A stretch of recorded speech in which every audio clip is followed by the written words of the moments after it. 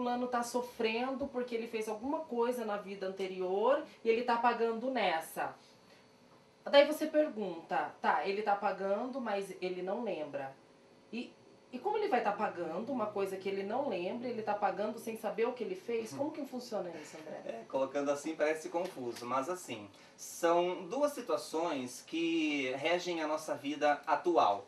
Causas anteriores às aflições, causas atuais às nossas aflições. Se a gente imaginasse que tudo que a gente está vivendo hoje é por causa de alguma coisa no passado, então as nossas atitudes de hoje parece que não teriam nenhum efeito sobre a existência atual mesmo. Então muitas coisas que eu vivo nessa existência realmente têm relação com o meu passado. Só que também, da mesma forma, muitas coisas que estou vivendo, problemas, dificuldades ou felicidades, facilidades, têm a ver com ações que estou realizando na própria vida presente. Então nem tudo está relacionado com o meu passado, com o chamado karma do meu passado. Agora, uma criança nasce com câncer, então alguma coisa tem. Ela já nasceu com câncer. Ou então ela já nasceu com AIDS, já nasceu com hanseníase. Então alguma coisa tem. Ou então uma tendência onde ela não pode colocar uma gota de álcool na boca, que ela pode ter uma pancreatite.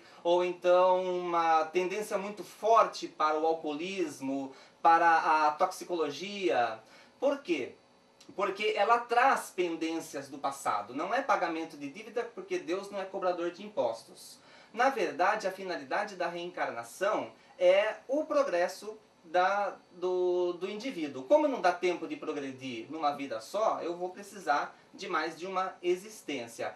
A questão da lembrança. Não é interessante lembrar, porque não lembrando dou oportunidade ao novo.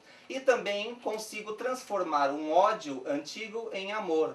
Quando, por exemplo, posso receber como filho um inimigo do meu passado. Se eu lembrasse que ele é meu inimigo, não conseguiria amá-lo. Né? Então o esquecimento, ele me dá a oportunidade do novo. O perispírito é um corpo semimaterial. A essência do espírito em si, ela é demasiado sutil, muito sutil, popularizando a palavra, para que possamos interagir com uma matéria mais grosseira. Seria um estudo mais aprofundado do espiritismo, que em poucas palavras parece um pouco pueril.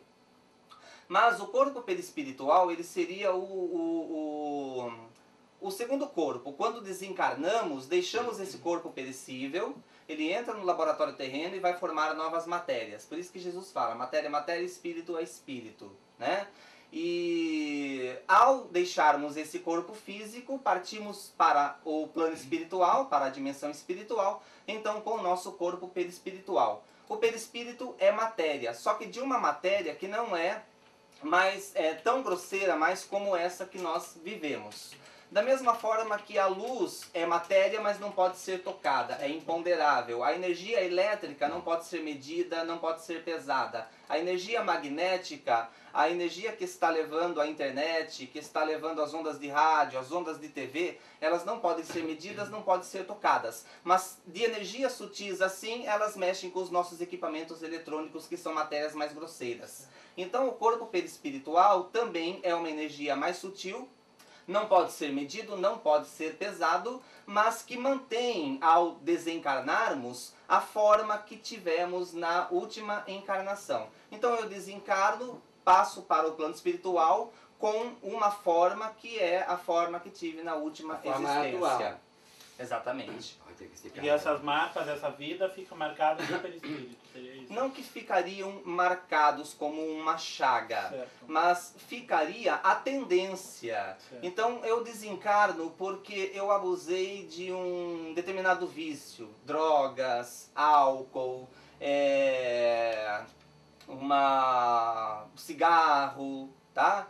Então quando eu desencarno por causa desse tipo de problemática do vício que eu gerei, então eu levo essa tendência na espiritualidade. E na próxima existência eu vou ter que me recuperar dessa tendência. Algumas pessoas já me disseram assim, que nós homossexuais, a gente vem homossexual porque numa outra vida você era mulher e depois você escolheu vir homem para não cometer os mesmos erros, mas aí depois quando você foi se desenvolvendo naquele corpo de homem, você não aceitou aquilo e por isso você se transformou, você tentou se transformar em mulher para você tentar resgatar aquilo que você foi na vida passada.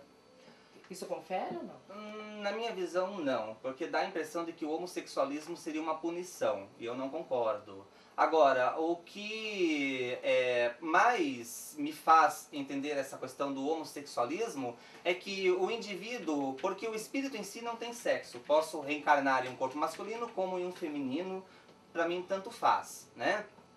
Porque se a gente só reencarnasse homem, só saberia do que os homens sabem. Não teria a sensibilidade da mulher. Se só reencarnasse mulher, não teria a força bruta do homem, a agilidade que somente no corpo físico você consegue com algumas atividades.